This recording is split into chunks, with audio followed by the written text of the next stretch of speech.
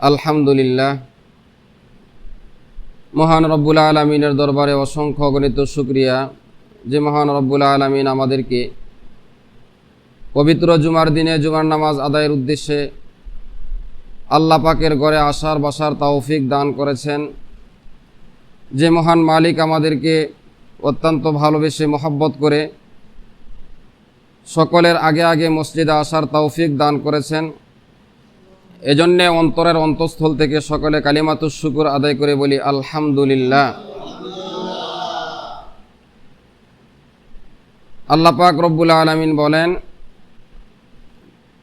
লা ইন শাকারতুম লা আযীদান্নাকুম ওয়া লা ইন কাফারতুম ইন্না আযাবি লাশাদীদ। যারা আমার নিয়ামত পাওয়ার পর আমার নিয়ামতের শুকর আদায় করে, আমি রব্বুল আলামিন আমার বান্দাদের নিয়ামতকে আরও বৃদ্ধি করে দেই, বাড়িয়ে দেই। আর যে আমার নিয়ামত পাওয়ার পরে শুকর আদায় করে না, অকৃতজ্ঞ হয়, আমি তার নিয়ামতকে ছিনিয়ে নেই এবং এই নাশুকর বান্দাকে আমি কঠিন আযাবের মধ্যে গ্রেফতার করব।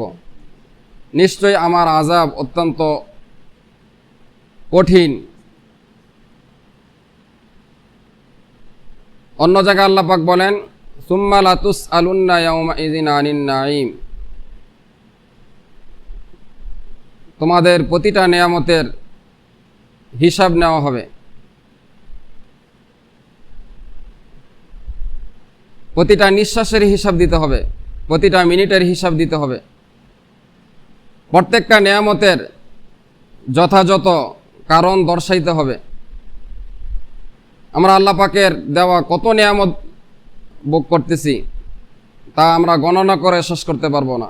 আল্লাহ পাক নিজে বলেছেন, ওয়া ইন তাউদ্দু নি'মাতাল্লাহি লা তুহসুহা। তোমরা যদি আমার দেওয়া নিয়ামতের গণনা তোমরা করতে থাকো, তাহলে আমার নিয়ামত এত ব্যাপক, এত বেশি আমি তোমাদেরকে নিয়ামত দান করেছি, সেগুলো তোমরা গণনা করে শেষ করতে পারবে না। যদিও আমরা আমাদের দৃষ্টিতে আল্লাহ পাকের নিয়ামতগুলো আমরা দেখি না। আমাকে আপনাকে যে আল্লাহ পাক সুস্থ রেখেছেন, এর চেয়ে বড় কোনো নিয়ামত হইতে পারে না।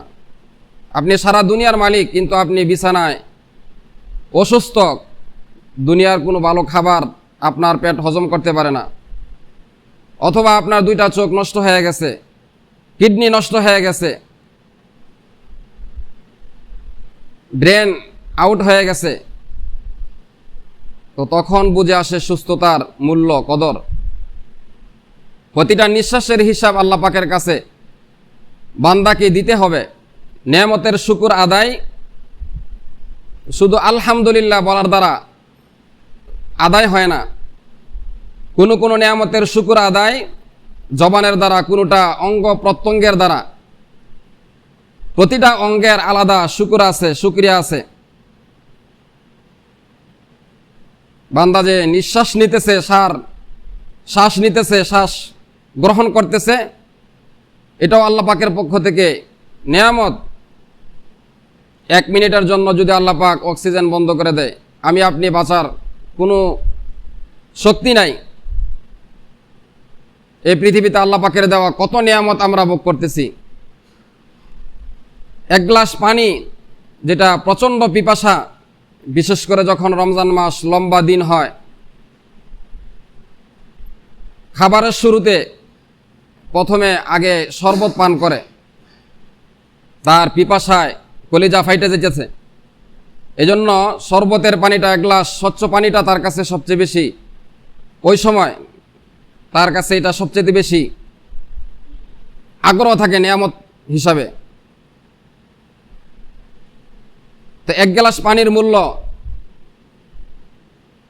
আমরা আল্লাহ পাকের যদি হিসাব নেয় আমরা দিতে পারবো না। 1 গ্লাস পানির হিসাব আমরা দিতে পারবো না আল্লাহ পাকের কাছে। বুখারী শরীফের মধ্যে আছে, 1 গ্লাস পানির বিনিময়ে 500 বছরের ইবাদত আল্লাহ পাকের কাছে পেশ করবে। যখন আল্লাহ পাক বলবেন যে আমার রহমতে তুমি জান্নাতে চলে যাও, তো বান্দা মনে মনে বলবে যে আমি যে এত বছর আবাদত করলাম সেই আবাদতের বিনিময় কোথায়? তো ফেরেশতাদেরকে বলবেন তাকে জাহান্নামের কাছ দিয়ে নিয়ে যাও। জাহান্নামের পাশ দিয়ে যখন নিয়ে যাবে, ওই বান্দার এত পিপাসা লাগবে, পিপাসায় তার কলিজা ফেটে যাবে। ঠিক ওই মুহূর্তে তার সামনে দিয়ে এক ব্যক্তি বলতে থাকবে, পানি লাগবে, পানি পানি, কে আছে পানি খাবে, পানি লাগবে? তো সেই ব্যক্তি বলবে, হ্যাঁ আমার পানি লাগবে। প্রচণ্ড পিপাসায় সে বলবে, আমার এক গ্লাস পানি দাও। তো ফেরেশতা বলবে, দুনিয়াতে কত নিয়ামত আমি তোমাদেরকে দিয়েছি, দুনিয়ার সব নিয়ামত তোমরা কিনা ভক্ষণ করছো, এক গ্লাস পানি, এক বোতল পানি কিনা খাইতে হয়। তো দুনিয়ার কত নিয়ামত খাইছো তোমরা কিনা কিনা কিনা কিনা, আজকে হাসরের দিন, আজকেও কিনা খাইতে হবে। তবে আজকে হাসরের ময়দানে এক গ্লাস পানির বিনিময় হলো, মূল্য হলো তোমার জীবনের সমস্ত নেক আমলের বিনিময়ে এক গ্লাস পানি তোমাকে দেওয়া হবে।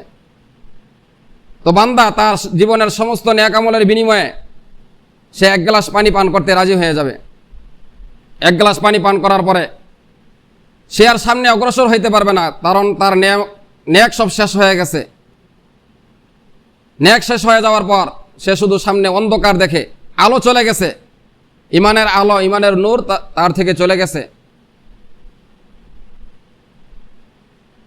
তো এক গ্লাস পানির বিনিময় হাসরের ময়দানে বান্দা তার গোটা জিন্দেগির নেক আমল দিয়ে সে সেদিন পান করবে।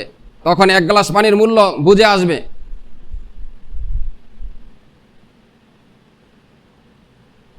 বাদশাহ হারুনুর রশিদ রহমতুল্লাহ আলাই, ওনার সামনে বাহলুল মজজুব রহমতুল্লাহ আলাই, যিনি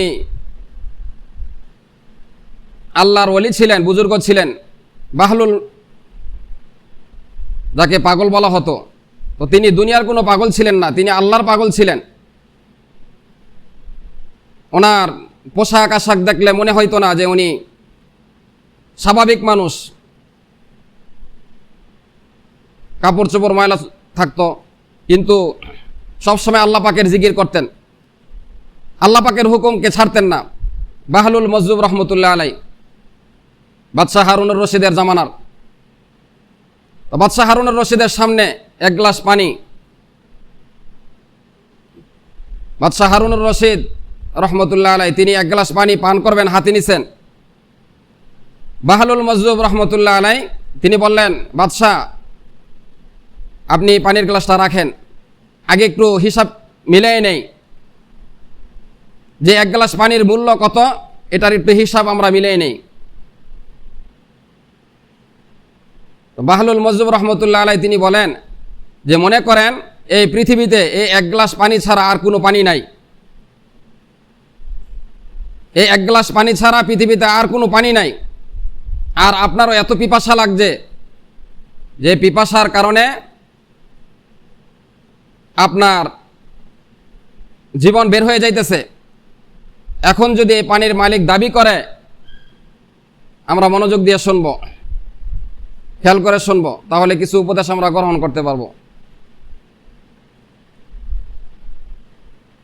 এই পানির মালিক যদি দাবি করে যে এক গ্লাস পানির মূল্য হলো আপনার বাগদাদের অর্ধেক রাজত্ব, তাহলে আপনি কি করবেন? আপনি কি এক গ্লাস পানি আপনার অর্ধ রাজত্ব দিয়ে পান করবেন?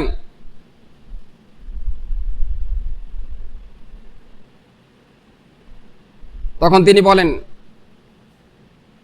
বাদশাহ হারুনুর রশিদ বলেন,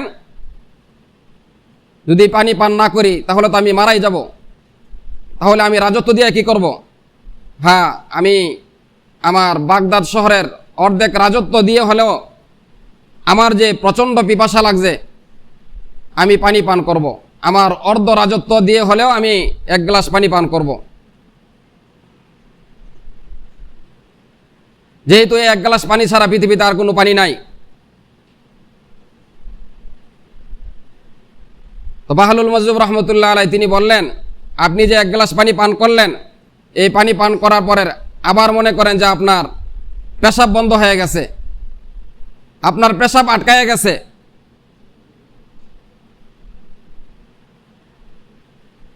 কিন্তু পৃথিবীতে এমন কোনো ডাক্তার নাই যে আপনাকে সুস্থ করবে, পানি পেশাব জারি করবে, আপনার যে পেশাব আটকায় গেছে পেশাব চালু করবে, এমন কোনো ডাক্তার নাই। তবে একজন ডাক্তার আছে, যেই ডাক্তার ভিজিট হিসাবে আপনার কাছে যদি দাবি করে আপনি বাগদাদের বাকি অর্ধেক রাজত্ব দিয়ে দিতে হবে, তখন কি আপনি রাজত্ব ঠিক রাখবেন না আপনার জীবন রক্ষা করবেন? তো বাদশাহ হারুনুর রশিদ বলতেছেন যে পেশাব আটকে রেখে পেশাব পায়খানা এগুলো আটকে রেখে মানুষ বাঁচে না, বাঁচা যায় না। অতএব এই কষ্ট থেকে আমি বাঁচার জন্যে আমার বাকি অর্ধেক রাজত্ব দিয়ে হলেও আমি আমার যে এক গ্লাস পানি পান করছি, আমার পেশাব বন্ধ হয়ে গেছে, আমি পেশাবকে জারি করব আমার বাকি অর্ধেক রাজত্ব দিয়ে হলেও। তো বাহলুল মজদুব রহমতুল্লাহ আলাই তিনি বলতেছেন, তাহলে আপনার টোটাল রাজত্বের মূল্য হলো এক গ্লাস পানি, যা পান করতে আপনার অর্ধেক রাজত্ব চলে যায়। আবার পান করার পরে যে পানি পান করার পরে আপনার আবার পেশাবের ব্যাগ হয়েছে, সেই পেশাবকে জারি করার জন্যে আবার বাকি অর্ধেক রাজত্ব দিয়ে দিতে হয়। তাহলে আপনার টোটাল রাজত্বের মূল্য হলো এক গ্লাস পানি। আমরা কেউ কথা না বলি। তো বাদশাহ হারুনুর রশিদ বাহলুল মজদুব রহমতুল্লাহ আলাইয়ের এই কথা শোনার পরে তিনি কান্না শুরু করে দিলেন, অজরে কান্না শুরু করে দিলেন, যে কখনো তো এরকম চিন্তা করি নাই, গবেষণা করি নাই যে এক গ্লাস পানির মূল্য কত। আমার আপনার জীবনে কখনো পেশাব বন্ধ হয় নাই, এজন্য এটা বুঝি না। এজন্য বাথরুমে যাওয়ার জন্য দোয়া আছে, আবার বের হওয়ার দোয়া আছে। আল্লাহুম্মা ইন্নী আউযু বিকা মিনাল খুবুসি ওয়াল খাবাইস, বের হওয়ার দোয়া আছে বাথরুম থেকে। গুফরানাকা আলহামদুলিল্লাহিল্লাযী আযহাবা আন্নিল আযা ওয়া আফানি, এর অর্থ হলো যে আযাব আপনাকে যদি বলা হয় যে আপনি পেশাব 2 দিন আটকায় রাখবেন অথবা পায়খানা আটকায় রাখবেন, কেউ কি পারবেন? এমন কোন বীর পুরুষ আছে? পেশাব আটকায় রাখতে পারবেন এমন কেউ আছে? এক সময় না এক সময় বের হয়ে যাবে, এটা আটকায় রাখা যায় না। আর যদি আল্লাহ পাক কুদরতিভাবে বন্ধ করে দেন, তখন এটার যে যন্ত্রণা এটা ওই সময় বুঝে আসে, যখন সফর অবস্থায় রাস্তাঘাটে পেশাব পায়খানার জরুরত হয়ে যায়, ওই সময় বুঝে আসে। তো এক গ্লাস পানির কত মূল্য, যে এক গ্লাস পানির মূল্য আমার আপনার গোটা জিন্দেগির নেক আমল দিয়ে আমরা কিনতে পারবো না। তাহলে গোটা জিন্দেগিতে কত গ্লাস পানি পান করলাম, কত হাজার লিটার পানি আমরা পান করলাম, কখনো কি সেই মালিকের শুকর আদায় করেছি?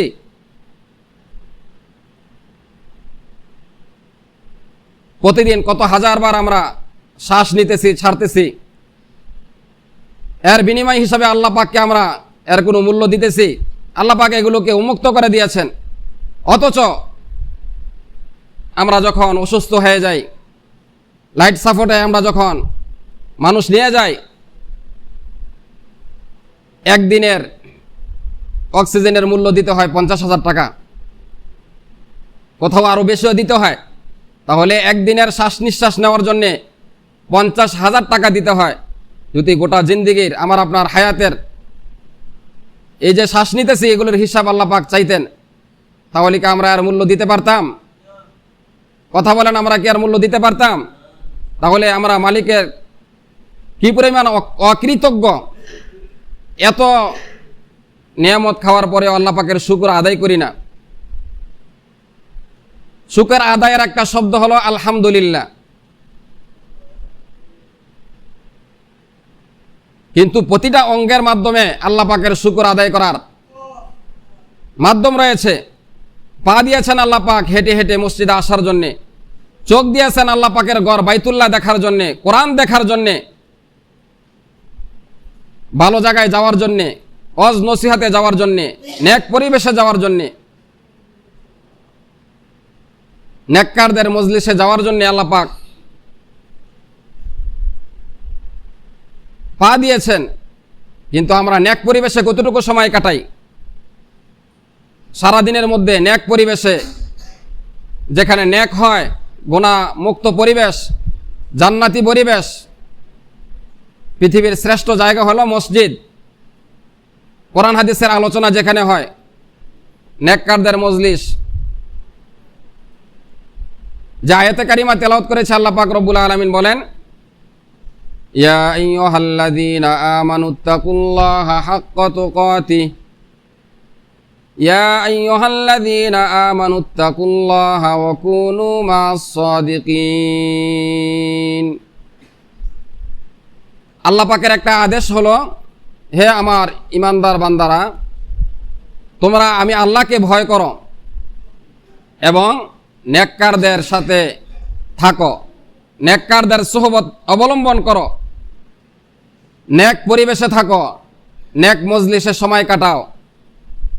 নেককারদের পরিবেশে তোমাকে নেককার বানাইবে, আর বদকারদের পরিবেশে তোমাকে বদকার বানাইবে।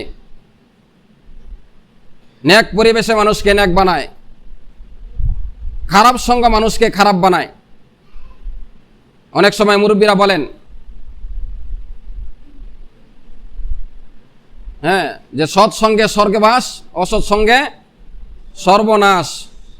এটা আল্লাহ পাক বলেছেন এই কোরআনের আয়াতে, যে আমাকে ভয় করো এবং যারা আমার প্রিয় বান্দা নেককার,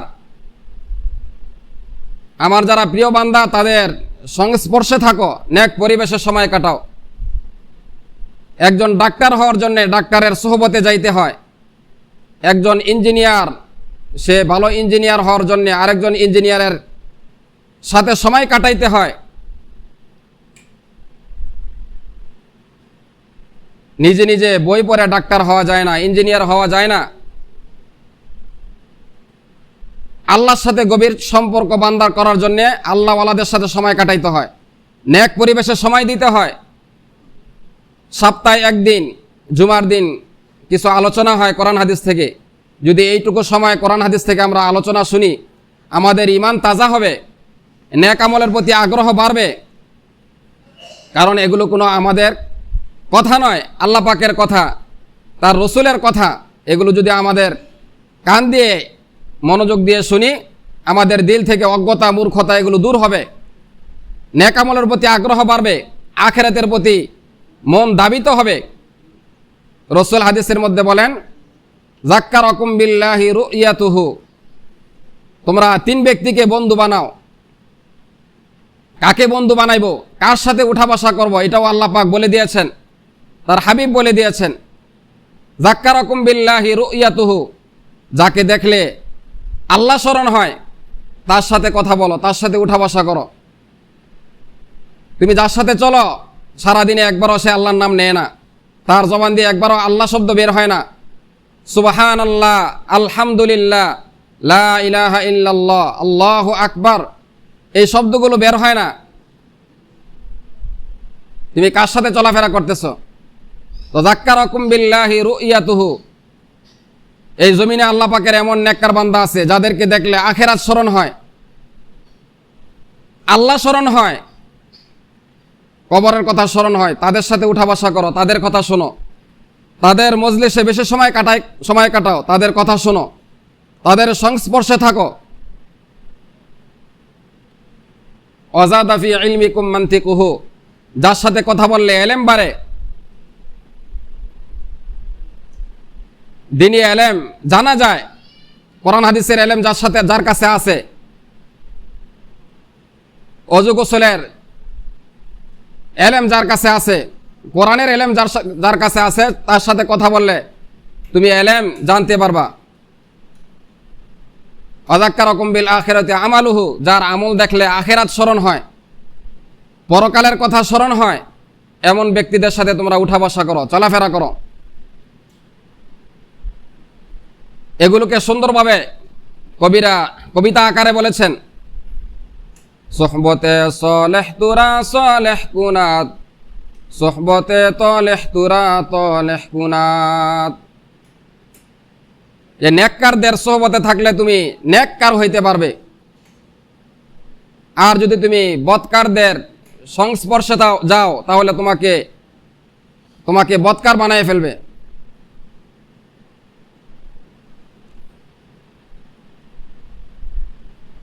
এক জমানা সোহবতে বা আউলিয়া বেহতেরাজ সদ সলে তাতে বেরিয়া।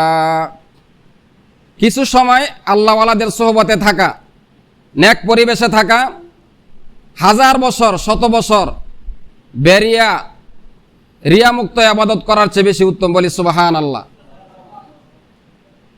কারণ নিজে নিজে যেটা অর্জন না হয়, আল্লাহওয়ালাদের সাথে কিছু সময় কাটাইলে সে অনেক তাড়াতাড়ি আল্লাহ পাকের কাছে কিভাবে পৌঁছা যায় এটা সে শিখতে পারে।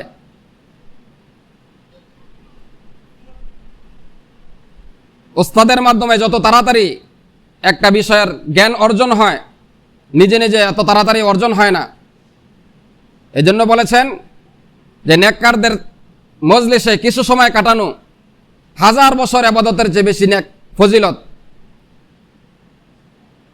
এজন্য কবিরা বলেছেন, বুজুর্গরা বলেছেন, আই বেরাদার দূরে বাসা জিয়ারে বদ, আই বেরাদার দূরে বাসা জিয়ারে বদ, ইয়ারে বদ বদ তরবুয়াদ আজমারে বদ, মারে বদ তন হাতুরা বর যা জানাত, ইয়ারে বদ বর জানে ইমানত জানাত, ইয়ারে বদ আরদ তুরা সয়া জাহিম, ইয়ারে নেকু গিরে তায়া বিনাইম। হে যুবকেরা, তোমরা নেককার যুবকদের সাথে উঠা বসা করো, নেককারদের সোহবতে যাও, বদকারদের সোহবতে যাও না। বদকার তোমাকে বদকার বানায় ফেলবে। একজন নেশাখোর, তার সাথে উঠা বসা করলে তুমিও দেখবে এক সময় তুমিও নেশায় আসক্ত হয়ে যাবে। আবার তুমি যদি কোনো নেককার যুবকদের সাথে চলাফেরা করো, তাহলে আস্তে আস্তে তোমার মধ্যেও তার অভ্যাসগুলো, তার স্বভাবগুলো, চরিত্রগুলো তোমার মধ্যে আস্তে আস্তে আইতে থাকবে। কারণ এটা পরীক্ষিত। সরকারে দু আলম নবী মুহাম্মদুর রাসূলুল্লাহ, সকলে বলি সাল্লাল্লাহু আলাইহি ওয়াসাল্লাম, সকলে বলি সাল্লাল্লাহু আলাইহি ওয়াসাল্লাম। নবীর নাম উচ্চারণ করলে সাথে সাথে দুরূদ পড়া এটা ওয়াজিব। সাল্লাল্লাহু আলাইহি ওয়াসাল্লাম সবচেয়ে ছোট দুরূদ। একবার পড়লে আল্লাহ পাক 10টা রহমত নাজিল করেন। বলি সুবহানাল্লাহ। 10টা গুনাহ মাফ করে দেন, 10টা মর্তবা আল্লাহ পাক বুলন্দ করে দেন। তো নবীজি বলেন, আল মারউ আলা দীনি খলিলি ফালয়ানজুর আহাদুকুম মাইয়ু খলিল। যে মানুষের বন্ধুর আকৃতি, বন্ধুর রীতিনীতি, বন্ধুর স্বভাব চরিত্র, যে তার সাথে উঠা বসা করে, এটা তার মধ্যে প্রভাব ফেলে। এটার দৃষ্টান্ত রাসূল সুন্দরভাবে দিয়েছেন। সুহবতে সলেহতুরা সলেহকুনাত, সুহবতে তলেহতুরা তলেহকুনাত। যে নেককার তোমাকে কিভাবে নেককার বানাবে, বদকার তোমাকে কিভাবে বদকার বানাবে, খারাপ সঙ্গ তোমাকে কিভাবে খারাপ বানাবে, এটা তুমি নিজেও টের পাবে না। তুমি এক সময় ভালো ছিলা, তুমি মনে করতেছো আমি তো ভালো, আমার যে সাথে আছে, আমার যে বন্ধু ফ্রেন্ড সার্কেল, তারা না নষ্ট, আমি তো এখনো নেশায় আসক্ত হই নাই, আমি নষ্ট হই নাই। তোমার ওই দিন বুঝে আসবে যে অটোমেটিক তোমার মধ্যে এই গুণগুলো আইসা যাবে। তুমি যখন যার সাথে উঠা বসা করতেছো, সে যখন নেশা পান করে অথবা সিগারেটে টান দেয়, সেই দোয়াটা প্রথম অবস্থায় তোমার কাছে খারাপ মনে হবে, এক সময় এটা তোমার কাছে ভালো লাগবে। তো সুন্দরভাবে নবীজি বলেছেন যে মানুষের বন্ধু বান্ধবের স্বভাব চরিত্র, এটা তার মধ্যে প্রভাব ফেলে, প্রতিক্রিয়া তার মধ্যে দেখা দেয়। আল মারউ আলা দীনি খলিলি ফালয়ানজুর আহাদুকুম মাইয়ু খলিল। যে সোহবত থেকে সাহাবী বলা হয় যারা নবীজিকে ঈমান অবস্থায় স্বচক্ষে দেখেছে এবং ঈমান অবস্থায় মৃত্যুবরণ করেছে, তাদেরকে সাহাবী বলা হয়। যারা নবীজির সংস্পর্শে ছিলেন এক মুহূর্ত, এমন অনেক সাহাবী আছে যারা সকালবেলা ফজরের পরে ঈমান গ্রহণ করেছে, নবীর সোহবতে গিয়ে জোহরের আগে ইন্তেকাল করেছেন, মাঝখানে এক ওয়াক্ত নামাজ পড়ার সুযোগ হয় নাই। জিহাদের ডাক এসে গেছে, জিহাদের ময়দানে গিয়ে শহীদ হয়ে গেছে, এমন একজন সাহাবীর মর্যাদা, যিনি সাহাবী না, যত বুজুর্গ জুনায়েদ বাগদাদির থেকে ধরে যত রকমের বুজুর্গ এই দুনিয়াতে আসছে, তাদের মর্যাদা যদি একসাথে রাখা হয় তাহলে একজন সাহাবীর মর্যাদা তার থেকে বেশি হবে। বলি সুবহানাল্লাহ। এটা শুধু নবীর সোহবতে থাকার কারণে, সোহবত থেকে সাহাবী বলা হয়।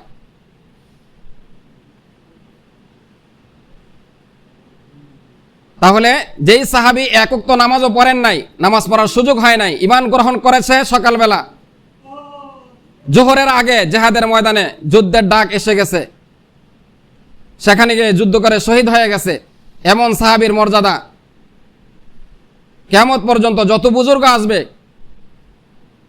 বাইজিদ বোস্তামি সহ সমস্ত বুজুর্গদেরকে এক পাল্লায় রাখলে আর একজন আদনা সাহাবীকে অপর পাল্লায় রাখলে সেই আদনা সাহাবীর মর্যাদা তার চেয়ে বেশি হয়ে যাবে। বলি সুবহানাল্লাহ।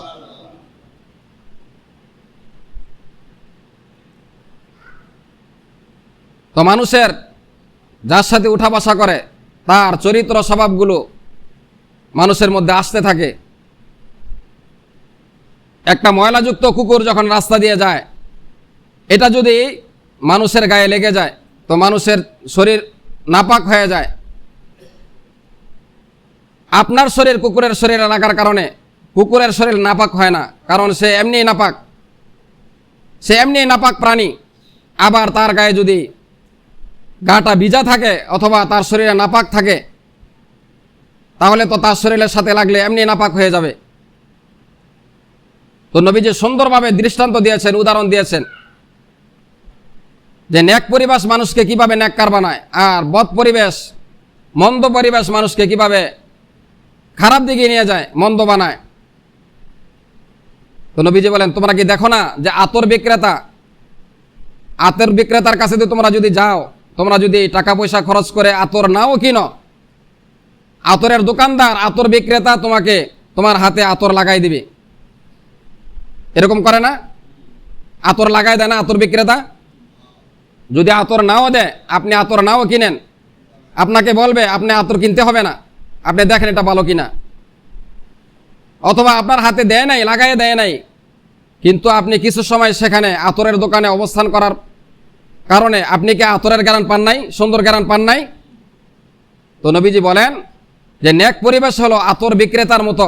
নবীজি উদাহরণ দিয়েছেন যে নেক পরিবেশ হলো আতর বিক্রেতার মতো, যে আতরের দোকানে কিছু সময় তুমি যদি থাকো, আতর টাকা দিয়ে ক্রয় নাও করো, তুমি আতরের গ্যারান পাইতে থাকবা। হয়তোবা আতর বিক্রেতা তোমার হাতে একটু লাগাই দিবে, টাকা ছাড়াই লাগাই দিবে, তো তুমি মাগনাই টাকা ছাড়াই তুমি আতরের গ্যারান পাইতেছ। তো পক্ষান্তরে অপর দিকে তুমি যদি কোনো কামারের দোকানে, কর্মকারের দোকানে যে লোহার কাজ করে, দা বটি কুড়াল খন্তি বানায়, কর্মকারের দোকানে, কামারের দোকানে তুমি যদি কিছু সময় বইসা থাকো, তাহলে সে যে হাফর দিয়ে টানতেছে আর লোহা গরম করতেছে, লাল করতেছে, কিছু সময় তুমি সেখানে বসার কারণে সেই ধুলাবালি, আগুনের কয়লার ধুলাবালিগুলো, ছাইগুলো তোমার গায়ে আসবে, তোমার নাকে লোহার দুর্গন্ধ আসবে। তুমি কর্মকারের দোকানে কিছু সময় থাকলে লোহার দুর্গন্ধ তোমার নাকে আসবে, লোহা পোড়ার দুর্গন্ধ আসবে, কিছু ছাই, এগুলো ধুলাবালি তোমার শরীরে আসবে, তোমার নাক দিয়ে দুর্গন্ধ ঢুকবে। তো নবীজি বলেছেন যে আলমারু আলা দীনি খলিলি ফালয়ানজুর আহাদুকুম মান ইউখালিল, যে মানুষের বন্ধুর রীতিনীতি, আদর্শ বন্ধুর চরিত্রের মধ্যে ফুটে ওঠে। এই জন্য এটা আল্লাহ পাকের একটা আদেশ, ইয়া আইয়ুহাল্লাযীনা আমানুত্তাকুল্লাহা ওয়া কুনু মা'আস সাদিকিন, যে তোমরা আমাকে ভয় করো এবং আমার যারা প্রিয় বান্দা নেককার। এই পৃথিবী এমনি এমনি এখনো টিকে রয় নাই। যতদিন পর্যন্ত আল্লাহ পাকের এই জমিনে লা তাকুমুস সা হাত্তা ইয়াকুলু ফিল আরদি আল্লাহ আল্লাহ, যতদিন পর্যন্ত আল্লাহ পাকের এই জমিনে আল্লাহ আল্লাহ বলনেওয়ালা একজন বাকি থাকবে, আল্লাহ পাক এই পৃথিবীকে ধ্বংস করবেন না। তাহলে এই পৃথিবী ঠিকই আছে, নেককারদের উসিলায় আমরা বেঁচে আছি, আল্লাহ পাকের প্রিয় বান্দাদের উসিলায় আমরা বেঁচে আছি। এখনো আল্লাহ পাকের জমিনে হাজারো লক্ষ কোটি আল্লাহ পাকের নেককার বান্দা আছে, আমাদের সাথে চলাফেরা করতেছে, হয়তোবা আমরা বুঝি না। আমাদেরকে আল্লাহ পাক ওই দৃষ্টিশক্তি দেন নাই। পোশাক আশাক দিয়ে, সুরত দিয়ে কে নেককার কে বদকার এটা বোঝা যায় না। ইন্নাল্লাহা লা ইয়ানজুরু ইলা সুওয়ারিকুম ওয়ালাকিন ইয়ানজুরু ইলা কুলুবিকুম ওয়া আমালিকুম। আল্লাহ পাকের নেককার বান্দাকে এটা বংশ দিয়ে, চেহারা সুরত দিয়ে, পোশাক আশাক দিয়ে এটা চেনা যায় না। ওয়ালাকিন ইয়ানজুরু ইলা কুলুবিকুম ওয়া আমালিকুম। আল্লাহ পাক তার বান্দার অন্তরের অবস্থা জানেন। আমাদের মধ্যে নেককার আছে যারা জান্নাতি বান্দা, যারা কোনো রাস্তায় চলাফেরা করলে, কিছু সময় গাছের নিচে অবস্থান করলে গাছ বলতে থাকে, আরো কিছু সময় আমার নিচে বসে থাকো। জমিন তার জন্য দোয়া করতে থাকে, মাখলুকাত নেককারের জন্য দোয়া করতে থাকে, আর বলতে থাকে জমিনে যত মানুষ চলাফেরা করে তুমি তাদের মধ্যে আমাদের কাছে প্রিয়। আবার বদকারদের জন্যও আল্লাহ পাকের অন্যান্য মাখলুকাত কষ্ট পায়, সে বদদোয়া দিতে থাকে, হে খবিস, আমার এই আরামদায়ক গাছের ছায়া থেকে তুই দূর হ, এই ছায়া তোর জন্যে না, তুই তো এখনো বেঁচে আসস। আল্লাহ পাকের নেককার বান্দাদের উসিলায়, নেককারদের উসিলায় আমি তোকে এখনো রিজিক খাওয়াই, রিজিক বন্ধ করি নাই, বাতাস বন্ধ করি নাই, অক্সিজেন বন্ধ করি নাই, পানিকে বন্ধ করি নাই, আমার নেককারদের বান্দাদের উসিলায় তোকে খাওয়াইতেছি। এটা আল্লাহ পাক কোরআনুল কারীমের মধ্যে বলেন, সূরাতুল মুরসালা 29 নম্বর পারার 20 নম্বর পৃষ্ঠার লাস্টের আয়াত আপনারা দেখেন, কুলু ওয়া তামাত্তাউ কলিলান ইন্নাকুম মুজরিমুন। আল্লাহ পাক বলেন, হে আমার বান্দা, দিন যায়, সপ্তাহ যায়, আমার কদমে সেজদা দেওয়ার সুযোগ হয় না, সময় পাও না। দুনিয়ার সব কিছু করার সুযোগ হয়, সময় হয়, এত ব্যস্ত। তুমি তোমার পরিবার নিয়ে, সংসার নিয়ে, ছেলে মেয়ে নিয়ে তুমি এত ব্যস্ত যে তুমি দৈনিক 5 বার আমার কদমে সেজদা দিবা, নামাজ পড়বা, এটা সময় পাও না, সুযোগ পাও না।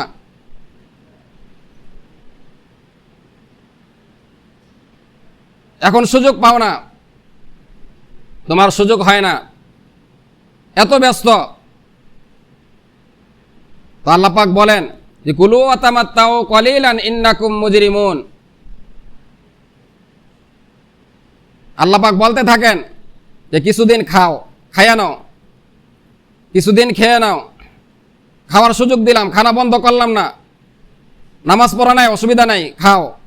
কুলু ওয়া তামাত্তাউ আয়াতের শাব্দিক অর্থ, কোরআনের আয়াত, কোনো গল্প নয়। কুলু ওয়া তামাত্তাউ, কিছুদিন খাও, এই নাফরমান কিছুদিন খাও, তোমার খাওয়ার সুযোগ দিলাম।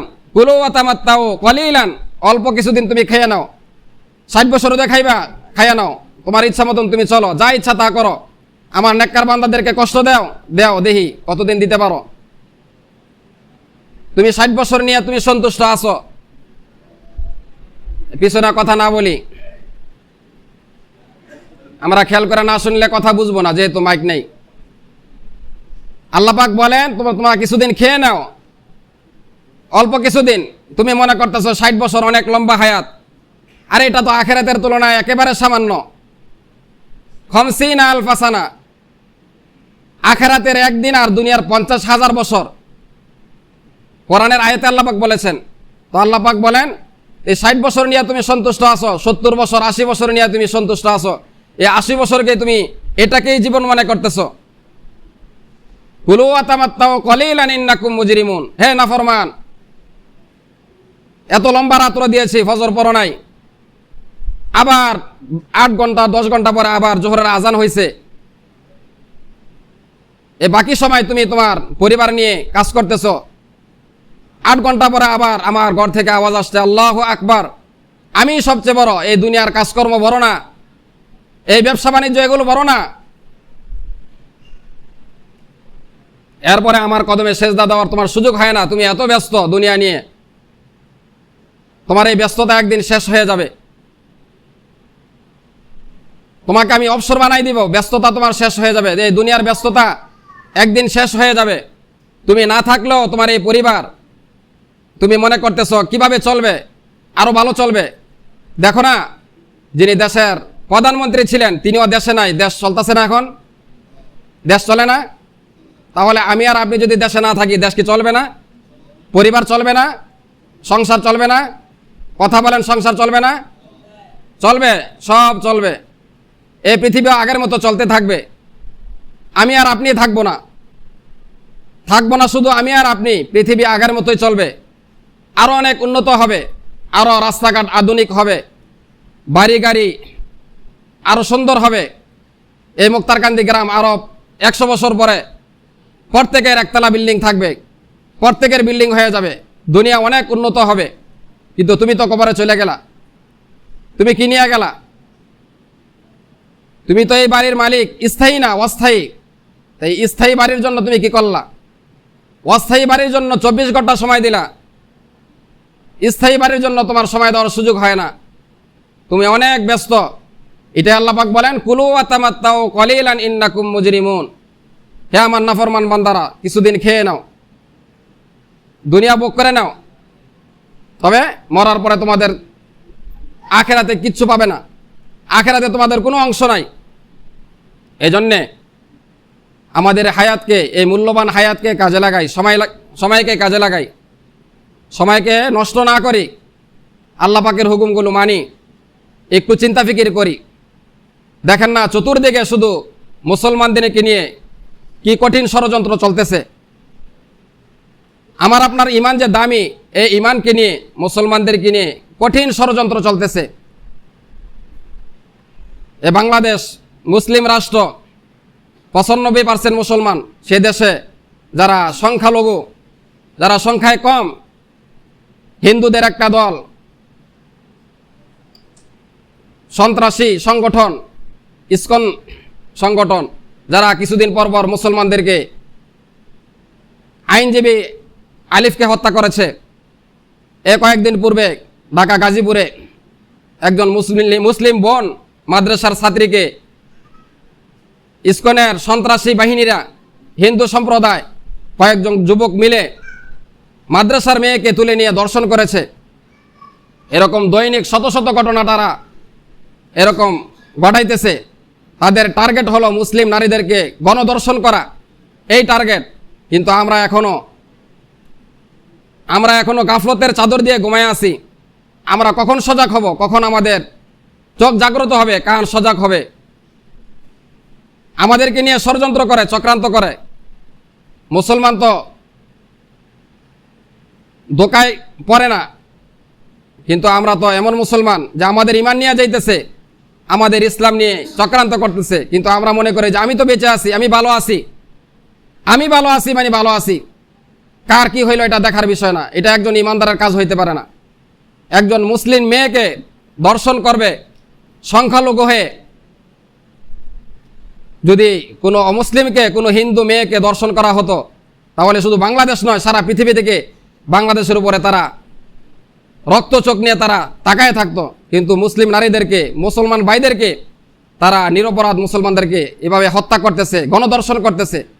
এমনকি গাজীপুরের একজন ইমাম, উনি শুধু এটা বলার কারণে, ইসকন একটা সন্ত্রাসী সংগঠন, যারা হিন্দু সম্প্রদায়ের মধ্যে, হিন্দুরাও তাদেরকে অপছন্দ করে, তাদের টার্গেট ভিন্ন, তাদের বিরুদ্ধে কথা বলার কারণে, ইমাম মসজিদের মিম্বরে বলার কারণে তাকে অপহরণ করে নিয়ে গেছে ভারত, তাকে হত্যা করার জন্যে সেখানে নিয়ে গেছে। এই যে চক্রান্ত চলতেছে, 95% মুসলমান থাকা সত্ত্বেও মুসলমানদেরকে নিয়ে যে পরিমাণ চক্রান্ত হইতেছে, কিন্তু আমাদের এখনো ঘুম ভাঙে নাই। আমরা কি ইমান নিয়ে কবরে যাইতে পারবো কিনা, নিজেদের ইমান নিয়ে যাইতে পারবো কিনা? কারণ এটা শেষ জামানা, যে জামানায় ইমানকে বেঁচে রাখা, ইমানকে টিকিয়ে রাখা, জ্বলন্ত আঙ্গারকে হাতে নিয়ে রাখা যতটা কঠিন, তার চেয়ে বেশি কঠিন। সকলের সাথে গা বসায় যদি চলি, হিন্দুদের মন্দিরে গিয়েও যদি শুভেচ্ছা জানাই, এটা সহজ, এভাবে চলা সহজ। কিন্তু ইমান রক্ষার জন্য কি কি কারণে ইমান ভেঙে যায়, ইমান রক্ষা করে চলা জ্বলন্ত আঙ্গার হাতে নিয়ে রাখা এক সমান, তার চেয়ে বেশি কঠিন ইমান রক্ষা করা। কিভাবে আমাদের ইমানকে নিয়ে যাইতেছে, নষ্ট করতেছে, আমরা সেদিকে খেয়াল করি না।